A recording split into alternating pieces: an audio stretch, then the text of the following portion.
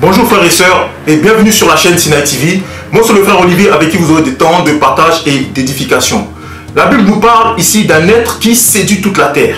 Un être qui a la capacité d'entraîner les hommes vers une séduction qui les éloigne du salut en Jésus-Christ. La Bible nous parle dans Apocalypse chapitre 12 au verset 9, nous allons le lire. Il fut précipité, le grand dragon, le serpent ancien appelé le diable et Satan, c'est lui qui séduit toute la terre.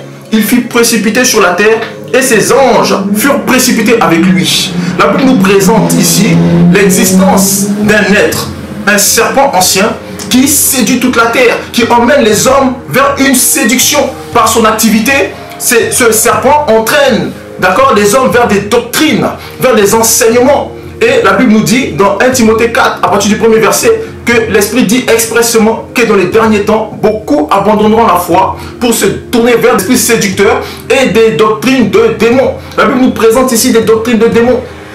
Et dans 2 Timothée 4, à partir du verset 3, la Bible nous dit qu'il viendra un temps où les hommes ne supporteront pas la saine doctrine, mais ayant la démangeaison d'entendre des choses agréables, ils se détourneront l'oreille de la vérité et se tourneront vers des fables.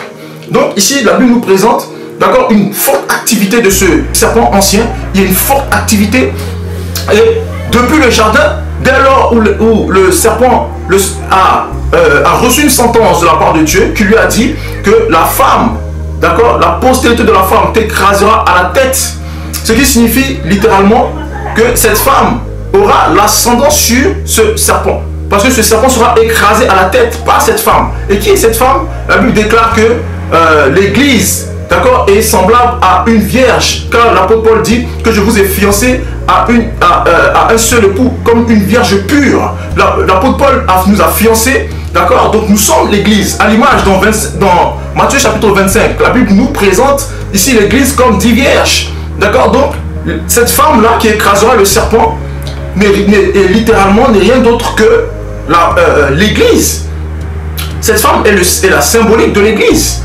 Et face à l'activité de ce serpent, l'Église aujourd'hui est victime de séduction. Et ce serpent qui séduit toute la terre enseigne des doctrines, des enseignements qui éloignent l'Église de Jésus-Christ à travers la doctrine des dieux étrangers, au retour aux dieux africains. Et la Bible nous avait déjà prévenu sur cette activité, car l'Esprit dit expressément que dans les derniers jours, beaucoup abandonneront la foi pour s'attacher à des esprits séducteurs et à des doctrines de démons. Et il y a une forte activité. Il y a une forte activité, car ce serpent sait que Jésus revient bientôt. Ce serpent sait que l'Église sera bientôt enlevée. Et ce serpent fait croire aux hommes que Christ n'est venu sauver qu'une catégorie d'hommes. Et aujourd'hui, nous assistons à l'émergence d'une doctrine des dieux africains. Et ce serpent insuffle aux Africains surtout que l'évangile n'a pas été répandu en Afrique. Ce serpent insuffle que les Occidentaux ont introduit l'évangile en Afrique. Mais que nous dit la parole? Nous allons prendre la parole dans Actes chapitre 8. La parole, nous allons le lire. Actes 8, 26. On nous dit qu'un ange du Seigneur s'adressa à Philippe en disant: lève-toi, va en direction du sud, sur le chemin qui descend à Jérusalem et à Gaza, celui qui est dans le désert. Il se leva, nous sommes au verset 27, or un eunuque éthiopien, haut fonctionnaire de Candace, la reine d'Éthiopie, et administrateur de tous ses trésors, était venu à Jérusalem pour adorer. On nous présente ici la présence d'un eunuque éthiopien, de l'administrateur, des biens de la reine de Candace, de la reine Candace, la reine d'Éthiopie. Et on nous dit ici, l'eunuque éthiopien fut baptisé. Nous sommes au verset 38. Il fut arrêté le char, Philippe et l'eunuque descendirent tous les deux dans l'eau et Philippe baptisa l'eunuque. Quand il fut sorti de l'eau, l'Esprit du Seigneur enleva Philippe et l'eunuque ne le vit plus. Il poursuivit sa route tout joyeux. Philippe se retrouva dans toute l'Azote.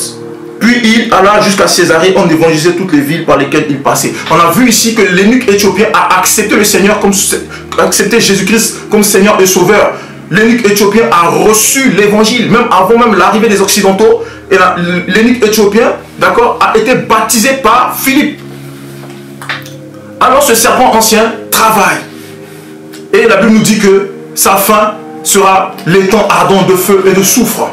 Et beaucoup le suivront. Tous ceux dont le nom n'est pas inscrit dans le livre de vie seront jetés dans l'étang ardent de feu et de soufre. Toi qui renonces au sang de Christ, toi qui renonces, toi qui avais accepté Christ et qui a renoncé sous la séduction du serpent à la puissance du sang de Christ qui te sauve. Car la Bible déclare que il a pris nos châtiments. C'est par ses meurtrissures que nous sommes guéris. Il a été brisé. L'Éternel a brisé pour nos péchés. Et la Bible déclare que sans effusion de sang, Hébreux 9, 22, il n'y a pas de pardon. Toi qui refuses le sang de Christ, la Bible déclare que le sang de Christ tu ne seras pas purifié par le sang de Christ. Et ce serpent, d'accord, te libère une séduction. Ce serpent t'entraîne chaque jour dans de fausses doctrines. Et tu seras jeté littéralement dans le temps de feu avec ce serpent. Accepte Christ, il est le chemin, la vérité et la vie.